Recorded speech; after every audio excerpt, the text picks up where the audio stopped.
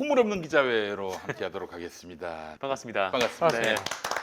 잠깐 제목을 까먹으셨던 거 아닙니까 순간? 가끔 그럽니다. 오늘 저기 저 누구야 TV 토론에서 오세훈이가 네. 돌아가신 안희정 지사라고 했습니다. 아 그래요? 그럼 토론회 중에 아. 돌아가신 안희정 지사. 어. 아니 산 사람을 죽여.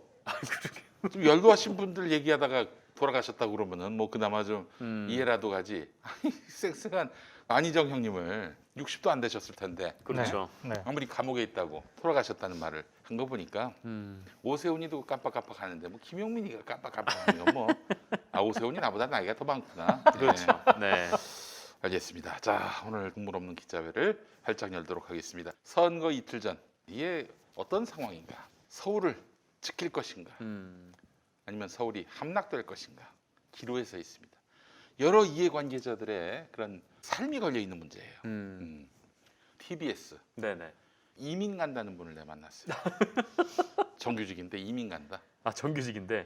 네. 뭐 나는 더 이상 오세훈의 시대를 견딜 내 어떤 자존감도 없고 그리고 심정적 어떤 결기도 없고 나 그냥 드랍한다.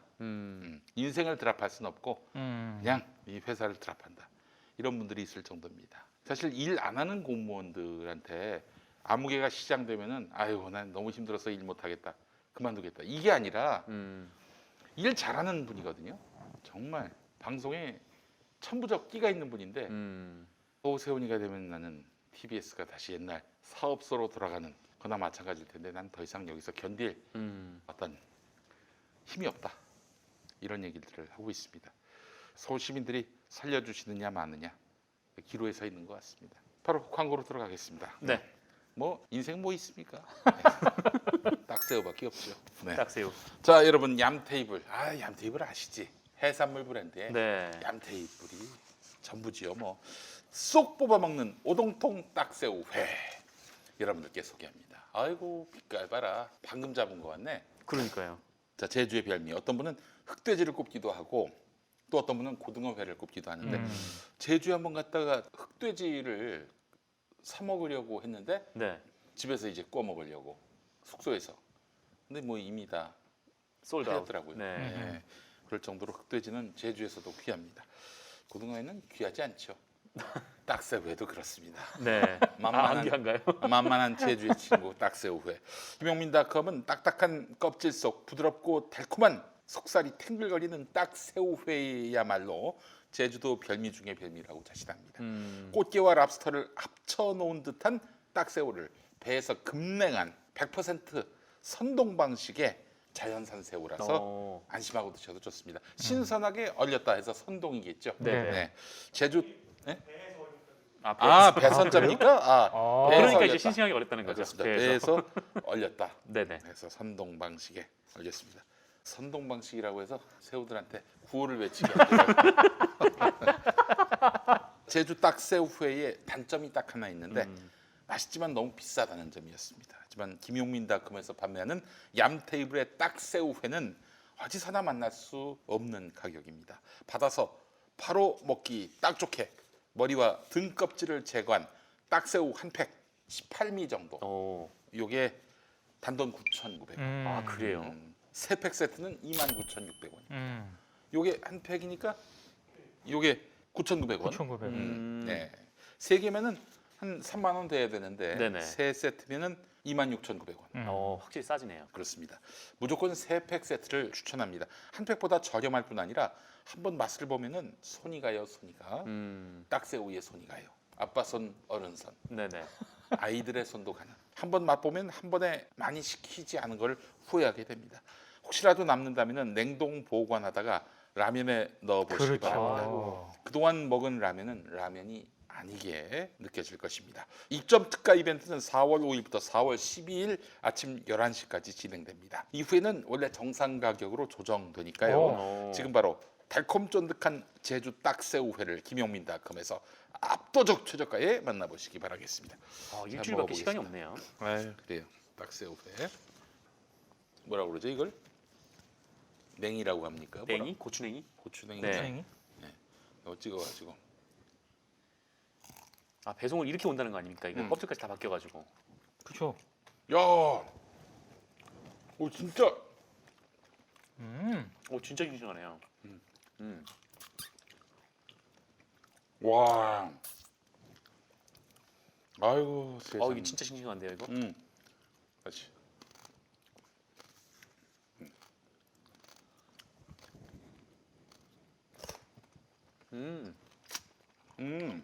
이게 바로 쑥 뽑으면 뽑히네. 네.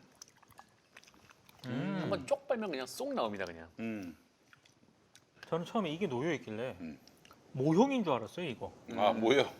근데 모형이 아니야. 아 이거. 그것도 모형 아니야? 아 모형 아니야. 그럼 먹어야겠네 그럼 저. 모양이 아니라 먹을 수가 있다는 얘기군요.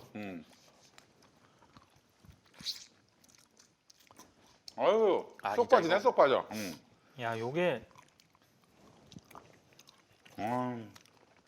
아 이거 3팩 사야겠네요. 응? 안준 새벽 자리에서 사이즈에? 들어가요. 다 먹겠네 이거 안준 자리에서.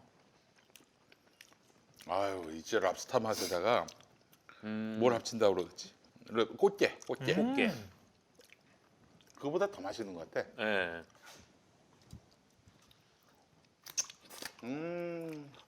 역시 달아. 응? 자. 어우 이게 쏙 빠지니까 너무 좋다. 이거 라면에 넣어도 진짜 맛있겠다. 그러니까요. 살이 그냥 예. 통통한 게. 통통해서. 아이고 여러분 얌테이블이 다음에 네. 저걸 또 이제 발표합니다. 생태탕. 진짜? 생태탕으로 여러분 모시겠습니다. 희망사항 아니고 진짜로? 어디? 생태탕을 음, 얌 테이블에서? 5,000원에 공급했다. 5,000원이요? 5,000원에 아, 공급할까봐. 네. 5,000원에. 네. 네. 이거 추첨을 통해 백바지를 선물로 드릴게요. 네. 역시 신발은 빼레가모를 신발? 신고 가야. 네. 계속 오리발을 내밀고 있어요. 이 새우처럼 내곡동의 진실도 쏙 빠져야 되는데요. 그렇지. 어우 진짜 맛있다. 아 근데 진짜 이거 마냥 먹겠네요 그냥. 이거 앉은 자리에서 3팩 그냥. 앉아있어는 다 먹어. 아유. 야 이건 술을 뭐하고 먹어야 됩니까? 요거는 뭐 그냥 소주랑 소주죠. 먹는 소주랑. 네. 달달해서. 그렇지. 근데 이거는 진짜 먹으라고 까놓은 거겠죠? 먹어 형님. 아유. 드세요. 왜 이렇게 자꾸 사람이 욕심을 감춰? 살면 얼마나 산다고? 형님 이제 우리는 살 날보다 죽을 날이 더 가까워. 우리 부모님도 보시는데.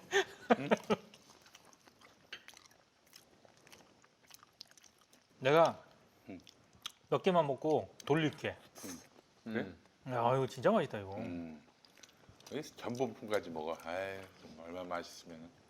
사실 이거 새우가 맛있긴 한데 음. 벗겨 먹는 게 싫어가지고. 그러니까. 네. 그렇지. 잘 안 먹게 되는데 이렇게 주니까 너무 편하네요. 응. 프라이팬에 그냥 좀 구워 먹어도 맛있을 것 같아요. 그렇지. 이거. 새우 초밥으로 드셔도 좋겠어 이게. 진짜 초밥 같아. 밥만 살짝 올리면.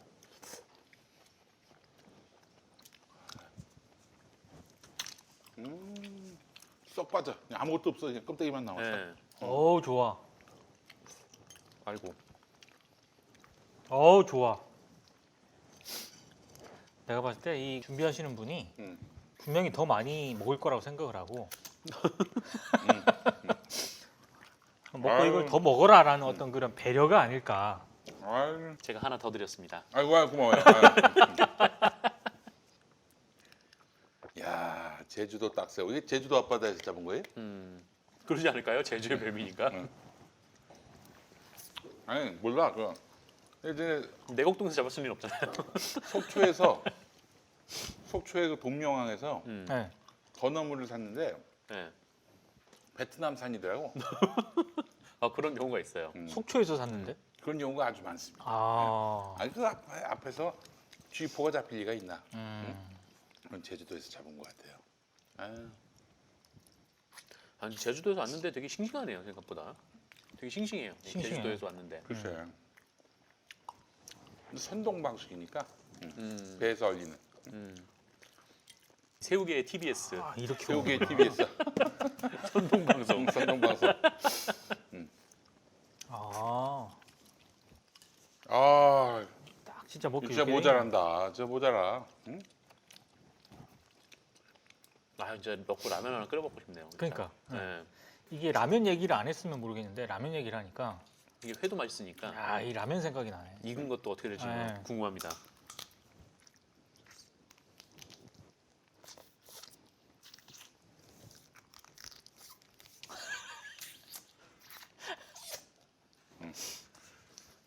사투를 보려 왜? 새우랑 키스하시는 줄 알았어요, 저희가. 키스하는 심정으로. 예. 아, 너무 좋습니다. 정말. 네, 아 이렇게 딱 껍질만 남으니까 좋네요. 그러게요. 이게 딱 분리수거하기도 좋습니다. 이렇게 되면 네. 딱 먹고 나서. 미안하네. 새우들한테 미안해.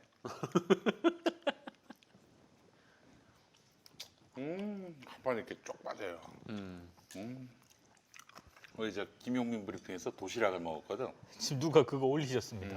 김용민 TV에서 도시락을 드셨다고요? 김용민 브리핑에서 도시락 먹지 않았냐고. 아니 여기 오셔가지고 라면 하나 드셨잖아요. 아, 그랬나? 방송 전에 라면 먹지 않았습니까?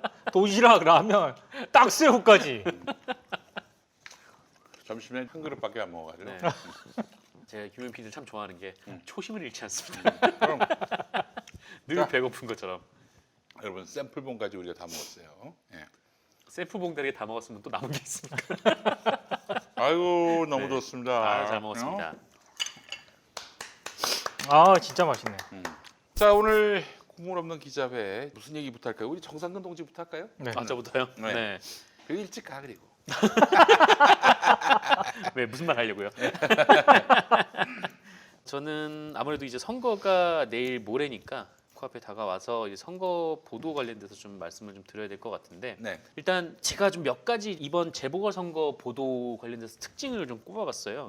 꼽아본 것이 있는데 이 특징 중에 가장 기본적인 것부터 말씀드리면 이건 누구나 아는 뻔한 얘기긴 한데 이번 선거에는 어떤 사람을 뽑으면 서울이나 부산이 어떻게 될 것이다 이런 얘기가 참 없더라. 그러니까 한마디로 이제 정책 보도가 없다 이런 점을 꼽을 수가 있을 것 같아요. 그러니까 뭐 대부분의 지금 언론 비평도 여기에 대체로 초점을 맞추고 있는 것 같고 이번 재보궐선거에서도 시민단체들이 선거보도 감시위원회 뭐 이런 단체를 발족을 했는데 여기서 이제 6대 종합일간지, 2개 경제지, 지상파 3사, 종편 4사 이 보도를 종합해본 결과 정책과 검증을 위한 보도가 전체 선거보도 비율에서 차지하는 비중이 점점 낮아졌다. 뭐 이런 통계도 발표를 했습니다. 그러니까 뭐 3월 3주만 해도 한 전체 선거보도의 10% 정도가 이제 정책 관련 보도였는데 3월 4주 되니까 이제 4% 정도밖에 안 되더라. 이런 얘기이고요. 근데 뭐 이건 뻔한 얘기기도 하고 또 이번 보궐선거가 사실 1년밖에 안 남았는데다가 또 양당이 공약 면에서는 그렇게 큰 차이가 느껴지는 부분들이 뭐 핵심 공약에서는 별로 많지가 않은 면도 있어요. 그래서 어느 정도 이해되는 측면도 있다고 해도 그런데 언론 분위기가 또 이렇다 보니까 좀 부작용들이 나타나는 것들이 있습니다. 이게 뭐냐면은 몇몇 단체들이 선거를 앞두게 되면은 이제 후보들한테 질의를 발송을 그렇지. 해요. 예. 그러니까 이를테면 이제 장애인 단체 같은 경우에서는 장애인들이 서울시에서 잘 자립해서 살아갈 수 있도록 어떤 정책을 할 것이냐 이렇게 질문하면 대체로 이 후보 캠프에서는 어떤 정책과 공약을 준비하고 있다 이렇게 해서 답변을 보냅니다. 이제 그거를 시민단체에서 이제 언론에 보도자료를 뿌리고 이렇게 언론이 보도하고 보통 이런 식으로 순환이 이루어지는데 그런데 이게 정책 보도 관련된 내용이 없다 보니까 오세훈 후보가 몇몇 단체에서 보낸 질의에 답을 아예 안 하는 그런 일이 발생을 했더라고요. 그러니까 뭐 서울시 여성 문제, 젠더 문제 뭐 이런 부분에 대해서도 질문을 했는데 오세훈 후보는 아예 뭐 답변을 하지 않는다던가 이런 식의 행위들이 있었습니다. 그래서 이런 것들은 이 당이 어디가 됐든 좀 너무 불성실하고 또 혼이 나야 되는 부분이긴 한데 그런데 정책 쪽에 대한 얘기가 전혀 없다 보니까 이런 부분까지는 거의 보도가 안 나왔었어요.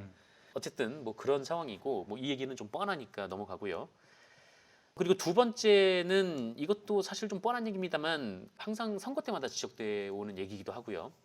여론조사에만 키워드를 맞춘 경마식 보도 네, 이런 것들만 너무 많았다. 혹은 각 캠프에서 나오는 얘기를 바탕으로 한 그들만의 보도 이런 것들이 좀 많았다는 거죠. 선거 때마다 지적받았던 건데 올해도 똑같은 상황이고 그러니까 우리나라 언론의 좀 정치 기사 수준을 보여주는 일종의 뭐 지표가 아닌가라는 생각을 저는 하고 있어요. 그러니까 물론 이제 여론조사는 중요하고 그럼에도 불구하고 우리나라는 여론조사가 너무 많다. 네, 여론조사 너무 많고 그리고 각자 방식과 뭐 이런 내용들이 다른데 여기에 대한 구체적인 설명 없이 그냥 누구 몇 프로, 누구 몇 프로 이런 식으로만 보도하는 경우가 굉장히 많다. 그러다 보니까 오히려 사람들한테 혼동을 줄 수 있는 경우도 많고 이거는 아주 오래전부터 지적되어 온 부분이기도 하다라는 거죠. 근데 막상 우리 선거 보도에서 여론조사를 안 쓰면은 또 보도를 할 게 없는 거예요. 쓸 게 아예 없는 좀 그런 상황인 거죠. 이게 우리나라 정치 기사의 수준이라는 거죠. 그러니까 여론조사 보도 아니면 오늘 캠프에서 어떤 주장을 했는데 저 캠프가 반박하더라. 이런 노멀한 기사들만 이게 쭈루룩 나오고 더 이상 깊이 있는 공방식. 네, 안 나온다는 건데 이게 왜 이런 식의 일이 벌어지냐면 기자들이 다 그냥 캠프로 몰려가서 그냥 두 후보 뒤나 이제 졸랑졸랑 따라다니니까 그렇지. 기사가 그런 거밖에 안 나오는 거죠. 그러니까 자꾸 오세훈 후보 예를 들게 되는데 오세훈 후보가 강서구의 이 장애인 시설을 굉장히 좀 오랜 진통 끝에 장애인 부모님들이 이제 무릎을 꿇고까지 글쎄 말이에요. 하면서 그걸 네. 만들기로 했었는데 이걸 재검토하겠다라는 현수막을 걸었어요. 음. 근데 이게 뭐라고 할까? 하여튼 그때 당시에 좀 어떤 마음으로 이 장애인 부모님들이 이거를 만들려고 했는지 혹은 서울시에 발달장애가 있는 좀 부모님들은 좀 어떻게 생각하시는지 이런 것들을 취재해서 보도하는 건 선거 기사가 안 되는가 이런 의문들이 드는 거죠. 그러니까 서울의 어느 구에 어느 곳에 좀 소득 수준이 낮은 마을이 좀 형성이 돼 있고 거기서 좀 범죄율이 높고 하다면은 거기 가서 이제 대체 뭐가 문제이고 또 서울시장이 누가 되면 어떤 식으로 이거를 좀 개선을 해야 되는지 그러니까 우리나라는 이 선거를 통해서 뭐가 바뀌어야 되는지에 대해서 언론에서 알려주지 않아요.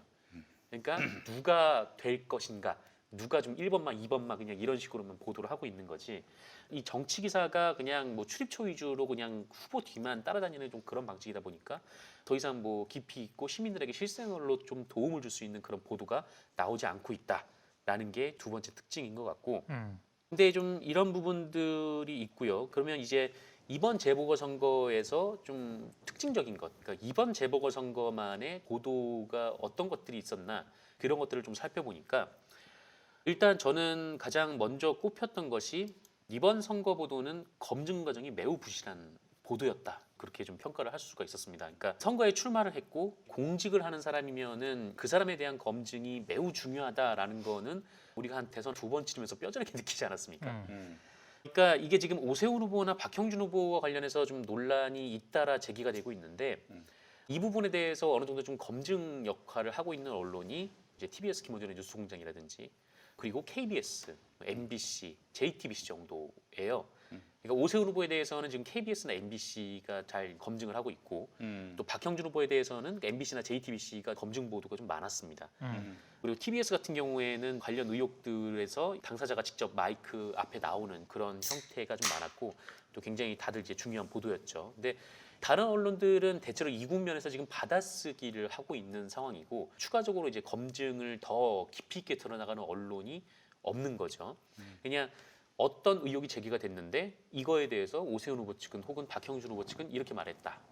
이렇게 보도가 이루어지는 거예요. 그러니까 아까 김윤 PD께서 잠깐 언급하셨지만 이런 식으로 대체로 보도가 나오면 받아들이시는 분들 입장에서 이 언론 보도를 보면 이게 검증 보도가 아니라 그냥 정치 공방 보도가 돼버린다라는 게 문제인 겁니다. 그러니까 보시는 분들은 선거 때가 되니까 제가 저렇게 난리를 치고 그러니까 얘가 이렇게 반박을 했구나. 그냥 그 정도만 받아들이는 거지 이게 의혹 제기의 본질이 좀 흐려지는 그런 측면이 있어요. 근데 저도 이게 왜 그럴까를 생각을 해봤거든요. 몇몇 기자분들하고 얘기도 해봤는데 이렇게 생각을 하는 기자들이 의외로 많은 것 같아요. 이를테면 오세훈 후보라든가 박형준 후보와 관련해서 민주당이 의혹 제기를 하지 않습니까? 근데 그 의혹 제기가 정당한지를 검증하고 그 의혹 제기한 내용이 정말로 사실인지 여부를 검증하는 게 언론의 역할이잖아요. 그렇죠. 근데 이거를 검증의 영역이라기보다는 민주당의 네거티브 전략으로 인식을 하는 기자들이 생각보다 많습니다. 무슨 얘기냐면은 네거티브이기 때문에 검증의 대상이 아니라고 생각을 하는 경우도 있다는 거죠. 그렇게 되면은 공방으로 갈 가능성이 많다는 거고 또 하나는 저는 사실 후자가 더 많다고 생각을 하는데 여기서 지금 그나마 지금 오세훈 후보하고 박형준 후보에게 제기된 의혹들에 대해서 검증 차원의 보도를 하는 곳이 TBS, KBS, MBC, JTBC, 아까 정상근 선수가 얘기한 요 방송사, 요 언론사들이 적극적으로 그나마 하고 있거든요. 근데 다 그런 건 아니지만 이쪽 언론사와 엮이기 싫다는 분위기가 있습니다. 이를테면 TBS나 지금 KBS나 MBC 같은 경우는 친여 언론이라고 기자들 사이에서 이미 스스로 프레임이 형성이 돼 있어요. 그래서 그런 어떤 같이 어떤 검증의 영역으로 갈 경우에 엮이기 싫다는 어떤 그런 분위기, 묘한 분위기가 있기 때문에 더 어떤 그 보도로 소극적인 형태로 나타나고 있는 게 아닌가. 지들은 그럼 뭐 중립이고 객관적이라고 생각하나요? 그거는 양쪽의 공방을 전함으로써 우리는 나름 선거 보도에서 한쪽을 편들지 않았다라고 스스로 생각을 하고 있어요. 삼성 광고 빌어먹는 놈들이 무슨 그런 객관을 얘기하고 중립을 얘기해. 야! 까불지 마. 웃기고 자빠졌어. 근데 저도 좀 비슷한 측면에 좀 생각을 했었는데 이게 뭐냐면은 기자들 전체가 막 오세훈이 당선되길 바라고 뭐 민주당이 망하길 바래서 일어나 좀 그렇게 생각해봤는데 뭐 그거는 이제 알 수는 없고. 근데 그것보다는 어쨌든 아까 말씀드렸듯이 이게 이 선거 중립이라는 이 눈에 보이지 않는 모호한 개념과 잣대가 지금 검증이라는 언론의 소명을 좀 가로막고 있는 현상을 나타내고 있는 거 아닌가라는 생각이 들었어요. 그러니까 이게 최근에 또 이 얘기가 또 나오고 있는데 이른바 이제 해장국 저널리즘이라고 하죠. 자기가 원하는 기사만 보고 원하지 않는 기사를 욕한다 뭐 이런 얘기인 것 같은데 사실 가만히 생각해 보면은 그거는 인터넷이 나오는 초창기부터 있었어요. 네. 그런 뭐 당연히 있었고 예전부터 있었지만 인터넷이 없어서 그걸 표현할 방법이 없었을 수도 있겠죠. 그러니까 뭐 예전에 안티조선 운동도 그렇고 또 이명박근혜 때 저도 그렇고 동기 선배도 그랬지만 정부 비판하는 기사 쓰면은 뭐 달려와서 뭐 댓글 달고 뭐 전화하고 뭐 난리치는 사람들 많았거든요. 근데 그때는 왜 이 얘기가 없다가 지금에 와서 왜 이렇게 굳이 해장국 저널리즘이란 그런 표현이 나오기 시작했을까? 그런 의아함이 좀 드는 거죠. 이게 지금 MB가 되고 이제 박근혜가 되고 하면서 언론이 좀 검증이라도 앞으로 해보자 이런 반성들이 좀 나왔던 거 아닙니까? 네. 시대가 좀 지나면서. 근데 이제 다시 해장국이니 뭐니 해대면서 의혹을 제기하는 언론을 이른바 이제 친여 매체라고 뒤집어 씌우는 거죠. 지금 이제 국민의힘이 한쪽 얘기만 듣는다 이렇게 난리를 치고 뭐 고소고발한다고 지금 난리를 치니까 다른 언론들은 더 이상 들어갈 생각 안 하는 거고 검증보다 양쪽 입장을 다 적당히 실어주는 게 중립이라고 생각하는 거 아닌가라는 의구심이 드는 거고. 그러니까 저기서 조금 더 부연 설명을 하면은 상당수 기성 언론들이 흔히 말해서 국민의힘을 뭐 지지하기 때문에 뭐 이렇게 보도를 적극적으로 안 한다 이런 차원이 아니고요. 실제로 예전에 한겨레 사태 때 젊은 기자들이 성명서 냈잖아요. 성명서 냈을 때 그 성명 내용을 보면은 현장에서 한겨레가 언제부터 친여 매체가 됐냐라고 그런 얘기를 듣는다라는 그런 취지의 내용이 있었거든요. 진짜 그 분위기가 있어요. 그래서 그런 얘기를 듣기 싫어하기 때문에 그냥 검증의 영역에 동참해서 야, 너 그렇게 안 봤는데 너도 TBS, 뭐 KBS 이런 쪽하고 같이 엮이는 거냐? 이런 소리를 일부러 안 듣기 위해서 자기는 그냥 공방 위주로 보도하는 그런 매체와 기자들이 생각보다 많습니다. 그러니까 그런 행위를 두둔하는 게 아니고요. 왜체 왜 이렇게 공방 위주로 보도를 하냐? 국민의힘 쪽으로 편향됐기 때문이 아니라 사고 방식이 그렇게 돼 있어요. 그게 그렇게 생각하는 게 중립적이고 객관적인 거라고 많은 기자들이 그렇게 생각을 하고 있습니다. 거기서 답답함을 느끼는 거죠. 근데 사실 조국 전 장관 때는 또 그렇지 않았잖아요. 그러니까 분위기가. 그러니까 잣대가 다른 거죠, 그게. 그러니까 그때는 이제 조국 전 장관이 관련된 의혹들이 이거는 좀 이렇게 볼 수 있는 거 아니야라고 얘기하면 바로 이제 뭐 친조국 막 이렇게 친여 막 이런 식으로 이제 낙인이 찍히곤 했었는데 그런데 이게 그때 이제 여러 이제 언론들에게서 일종의 뭐 그쪽에 해명을 실어준다거나 아니면 이런 의혹은 좀 이런 부분이 있는데라고 얘기를 하면 이제 친여 매체 이렇게 낙인이 찍혀버렸던 그런 상황이다 보니까 이게 그때는 그냥 기자들이 아 그러면 뭐 이제 여당의 비판적인 얘기라도 검증에 의하면 다 보도할 수 있구나 뭐 이렇게 생각했을지 모르겠는데 이게 시간이 지나면서 점점 그러니까 민주당 쪽에 유리한 얘기를 하는 것 자체가 결과적으로라도 그러니까 의도가 아니라 결과적으로라도 그런 얘기를 하는 것 자체가 이제 완전 이제 친여로 찍혀버리는 오히려 국민의힘이 그 사이에서 명예를 회복한 좀 그런 과정에 있었던 것 같다라는 생각이 좀 드는 거죠. 그래서 이번 선거 보도에서도 좀 그런 얘기가 좀 나오는 것 같고요. 그러니까 이제 사실은 제 직관이 어느 때 보면 맞을 수도 있어요. 근데 지금 저도 이 현 정부가 이번에는 심판받아야 한다. 여당이 심판받아야 한다. 이게 읽혀 그들의 기사와 제목과 논조에서 읽힌다니까. 그렇지 않아요? 이들은 그냥 우리가 공정하게 보도해야 된다 해서 뭐 여당 의견 반, 야당 의견 반 그렇지 않아요. 미세하게 제목을 뽑는 거나 왜 있잖아요. 여 더블 콜론, 야 더블 콜론. 근데 야의 더블 콜론은 뒤로 가 있습니다. 이게 배열이 어떻게 되면 여, 야라서 맞는 것 같지만은 대개는 앞에서 얘기한 거를 뒤에 가서 반박하는 형태로 제목이 배열이 되거든요. 여당이 사실 말도 안 되는 얘기를 한 것처럼 더블 콜론 달고 야당은 거기에 대해서 일침을 넣는 이런 구도로서 제목을 달고요. 기사 내용을 보면은 여당은 굉장히 뻔뻔하고 지지층 결집에만 혈안이 돼 있고 야당은 이런 여당의 태도를 오만하다라고 비판하고 그러면서 자기들의 또 정책과 공약을 얘기하는 마치 야당은 정책 선거를 하는 것 같고 여당은 막 그냥 지지층 결집시켜가지고 선거공학적으로 선거를 승리로 이끌기 위해서 길을 쓰고 있다. 이게 기사에서 논조에서 읽혀요. 나는. 이게 왜 그러냐면 이게 뭔가 좀 가치나 이제 철학적인 측면으로 이게 비판이 들어가면은 이해할 수 있는 측면이 있어요. 그러니까 이를테면은 저도 좀 이제 박노자 교수가 했던 얘기에 동의하는 게 부동산 정책이 잘못됐다라기보단 그거를 이제 확실하게 끌고 나가지 못한 게 문제였다. 이런 식으로 비판을 하시는 분들이 있거든요. 네. 그런 비판이 있으면 아 뭐 그런 측면도 있겠구나라는 생각이 드는데, 그러니까 이 대표적으로 이제 백신 보도 같은 거죠. 백신이 안 들어올 때는 안 들어온다고 비판을 하고, 백신이 들어올 때는 불안하다고 비판을 하고, 또 이제 부동산 같은 경우에도 부동산 가격이 오르면은 이거 못 잡는다고 비판하고, 그래서 이제 세금을 많이 물리면 세금 때린다고 비판하고, 공급 대책 늘리면은 이게 아직 더 동의가 안 됐다고 비판하고, 좀 이렇게 해버리니까 그냥 비판을 하기 위한 비판이구나라고 이제 받아들일 수밖에 없으니까 그런 생각이 드는 것 같아요. 그래서 어쨌든 이번 재보궐선거에서도 좀 그런 면들이 좀 드러나는 것 같고, 그러다 보니까 이 두 번째 특징은 결국 이제 검증이 잘 안 되는 보도다 보니까 결과적으로 이번 선거 보도가 좀 기울어져 있다라는 생각이 들 수밖에 없는 그런 상황이 되는 겁니다. 왜냐면은 오세훈 후보가 용산 참사에 대해서 굉장히 좀 부적절한 얘기를 했는데 한겨레 경향 빼고는 신문에 아예 안 나왔어요. 이게 공정한 보도냐는 거죠. 그게 좀 의문인 거고. 그래놓고 이제 의혹을 제기하는 언론이 검증을 하고 있는 언론이 지금 불공정하다고 지금 난리 치면서 그들 언론을 지금 깎아내리고 있는데 오늘 뉴스공장에서 오세훈 박형준 후보 검증 관련된 인터뷰가 계속 나왔죠. 계속 나왔는데 오늘 조선일보에 어떻게 보도가 나왔냐면 세금 운영 김어준 방송 90분간 야 공격 제보자만 5명 인터뷰 이런 제목을 냈어요.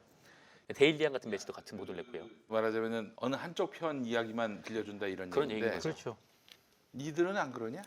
얘네들 웃겨요. 아니 누구에게 유리한지 불리한지 이 구도로만 보면 안 되지. 이 사안에 따라서는 이게 집중 검증이 필요하다라고 판단되면은 그럴 경우에는 한 사안 갖고 팔 수도 있죠 방송이.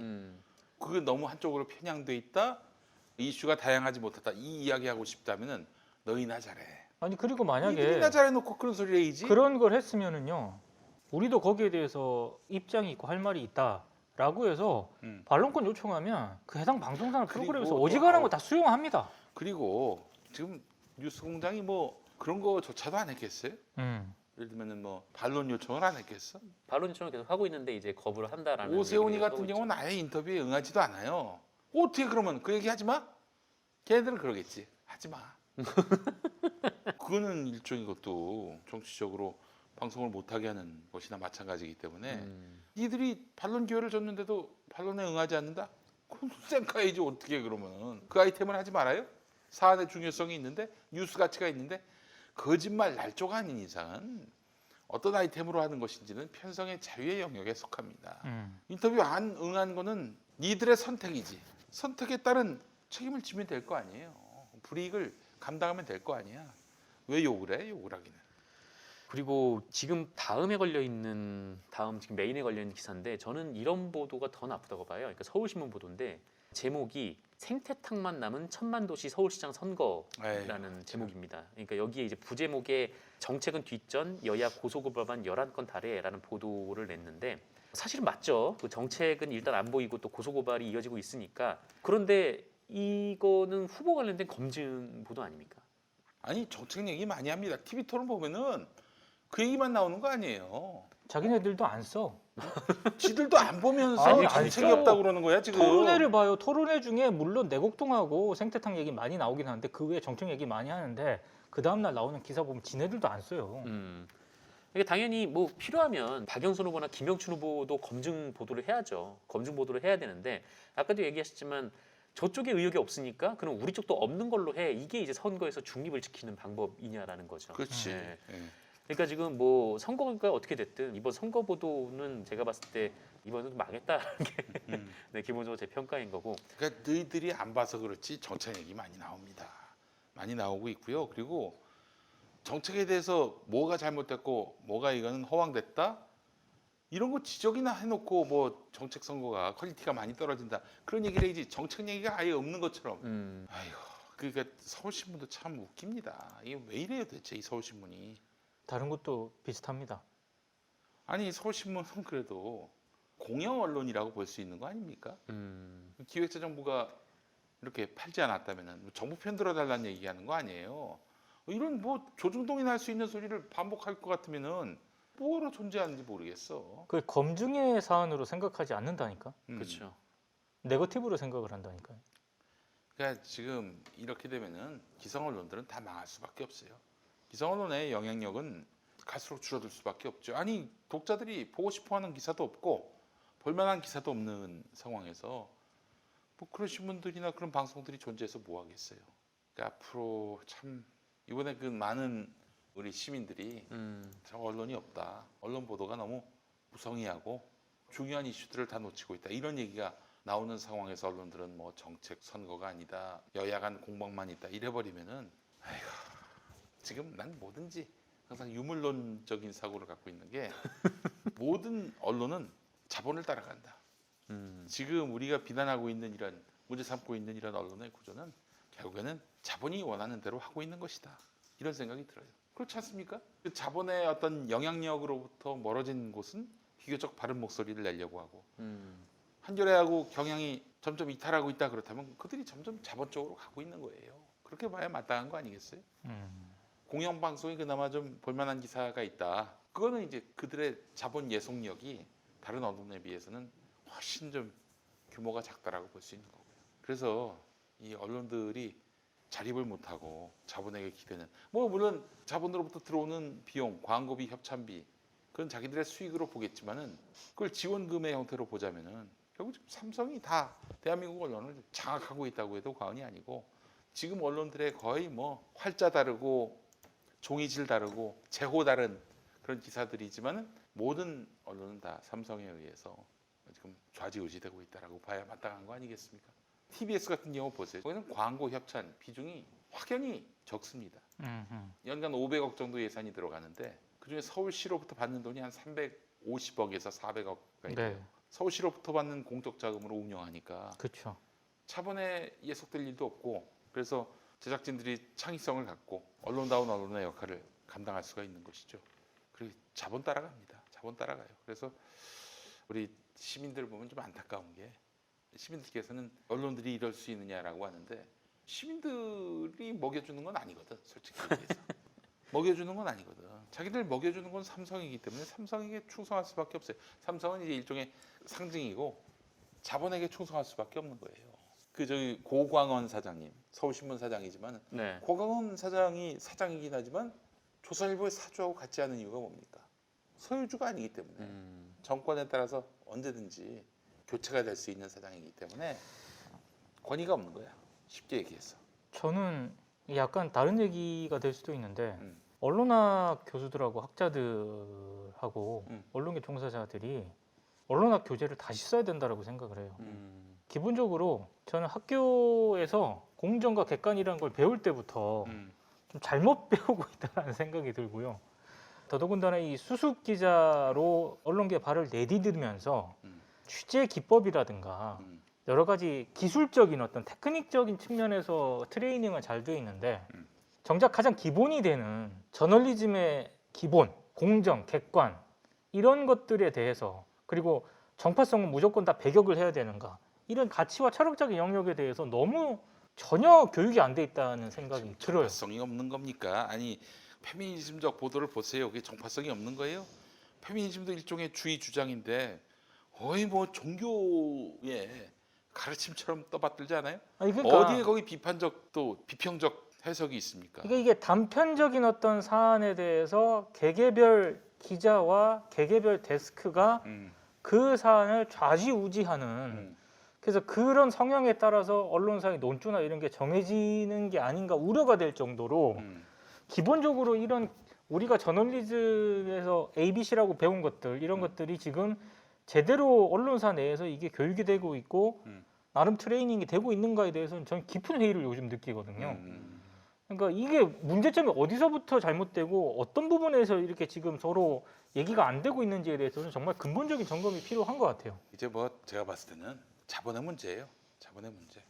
그래서 얼마 전에 김승원 더불어민주당 의원 수원갑 판사 출신인데 바우처 제도를 도입하겠다. 아, 참 좋은 아이디어인 것 같은데 두 분은 어떠신지 모르겠어요. 그러니까 국민들한테 집행 권한을 주는 거지 한마디로. 그래서 당신이 정부 광고를 어디다가 맡겼으면 좋겠냐 의견을 달라 해서 이제 국민들의 또 의사를 물어가지고 국민들이 봤을 때 좋은 언론이다. 대개는 메이저 언론들이겠지. 그러겠죠. 그 언론들에게 이제 주로 집행하는 방식으로. 지금 문재인 정부의 신문사 정부 광고 집행 내역을 보니까 1등이 동아일보, 2등이 중앙일보, 3등 조선일보, 4등이 뭔지 아십니까? 세계일보인가 어디였지? 한국경제 아니에요? 응? 한국경제? 매일경제. 경제일 줄 알았지. 매일신문. 매일신문이야 신문? 매일신문. 대구에. 네. 대구 매일신문 5.18 얼마 전에 모독했다. 네. 야, 5등이 한겨레고 6등이 한국경제, 7등이 매일경제, 8등이 서울신문, 9등이 경향신문, 10등이 한국일보. 이러한데요. 아니 1, 2, 3, 4등 보면은 반정부 삐라 아닙니까? 반정부 삐라 맞잖아요. 반정부 삐라라고 하기에도 좀 너무 그렇습니다. 삐라를 모욕하는 겁니까? 네. 삐라를 모욕하는 거예요.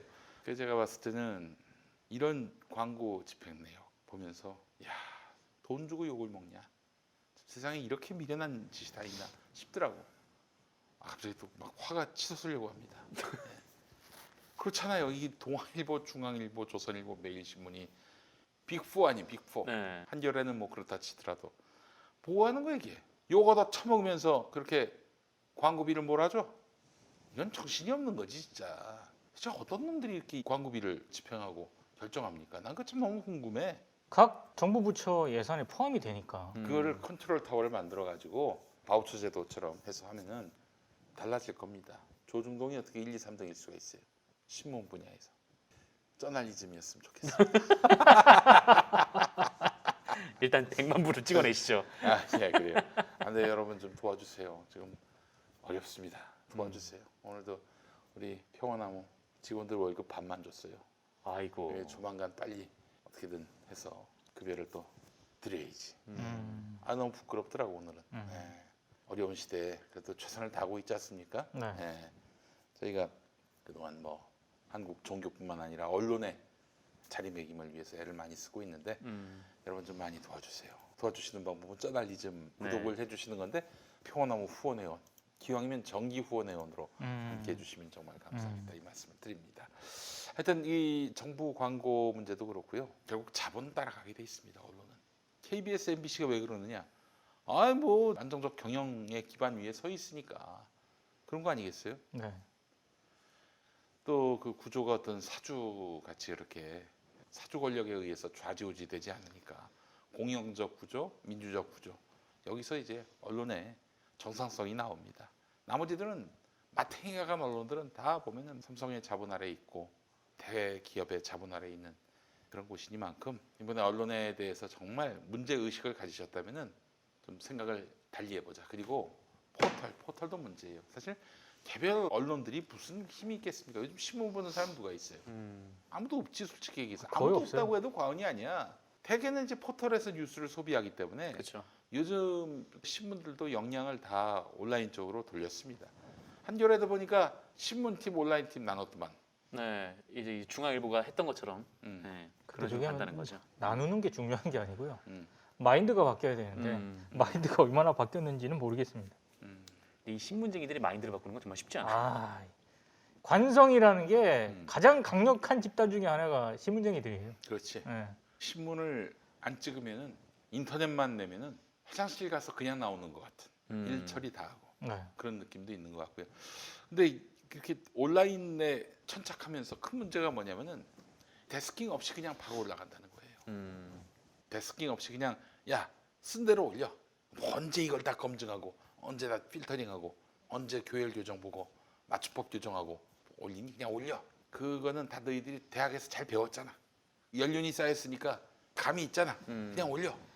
이게 지금 언론사의 문화예요. 그러니 얼마나 개판이야 기사들이. 뭐 오탈자는 말할 것도 없고 완전히 날조된 사실. 그리고 기본적으로 유승민과 유시민을 구분도 못하는 이런 식의 터무니없는 기사들도 막 올라온단 말이에요. 문제가 되면 지우면 돼. 수정하면 되고 흔적도 안 남으니까.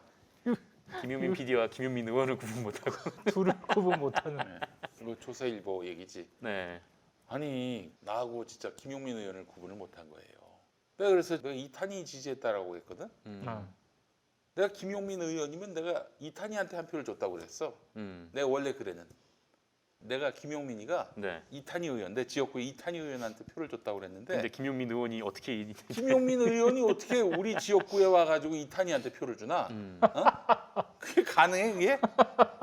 그는 뭐냐면은 김용민 의원과 김용민 나부랭이를 헷갈린 게 아니라 불성실한 거야 한마디로. 아 이거는 뭐 진짜 대가리 박을 일입니다 이건 진짜. 그래서 저기 우리 고일석 기자님 같은 분은 뭐 시민 포털을 만들자고 하시는데 민주종편도 만들자고 하시고 아이고 이게 한두 푼입니까 그게? 네이버는 그렇다 치고 다음 정도 만들려면 비용이 얼마나 드는 줄 아세요? 어마어마하게 들죠. 이 조단위 얼마일 것 같아? 거의 뭐 조단위로 들지 않을까요? 조단위? 네. 아니야 100조쯤 들어 100조쯤. 아이고야. 김어준 총수가 뭐 계산을 해봤대. 1조면 될 것 같지? 100조 넘어 100조. 근데 무엇보다 이 포털 소비 습관을 바꾸는 게 진짜 쉽지가 않아요. 그래요. 포털에서 뉴스 편집 권한을 박탈하고요. 검색 기능만 하면 됩니다. 그게 더 빠르죠. 그게 훨씬 빠른 거예요. 그리고 법제화 시켜서 뉴스 편집, 메인 편집을 아예 없애버려서 기사 검색만 포털에서 가능하도록 그렇게 법제화를 시키면 비교적 포털의 뉴스 배치로 발생하는 문제는 줄일 수가 있다고 저는 보거든요. 물론 기사 검색의 알고리즘을 또 어떻게 할 것인가에 따라서 검색을 했을 때 배치되는 그런 또 다른 문제가 발생할 소지가 있겠지만 적어도 지금과 같은 이 뉴스 메인 편집을 함에 있어서 말도 안 되는 제가 지난주에는 하도 어처구니가 없어가지고 사진까지 찍어놨다니까. 아침에 일어나서 원고 정리를 하고 있는데 조선일보, 동아일보, 중앙일보 이렇게 돼 있어. 이 미쳤나 이런 생각이 드는 거야. 그래서 내가 사진을 찍어놨어 진짜. 내가 권력자라면은 바로 다음에 대해서 갑질 이걸로 그냥 네이버도 갑질로 그것도 후려치기 뭐 이런 것들 나름대로 플랫폼에 걸치고 있는 업체들한테 못 살게 구운 거, 못 되게 구운 거 대대적으로 그냥 혼쭐을 낼 것 같습니다. 전 정치를 하면 안 돼요. 보복의 화신, 보복의 화신. 네. 예. 아니 그러니까 최소한 뉴스를 볼 때 사이트에 가서 보든지 아니면 전체적으로 어떤 키워드를 통해서 검색을 할 때 포털에서 검색 기능만 하게 하는 방안 저는 그게 그나마 가장 현실적인 것 같아요. 포털 뉴스 배치에서 나타나는 문제점을 줄일 수 있는. 알겠습니다. 김영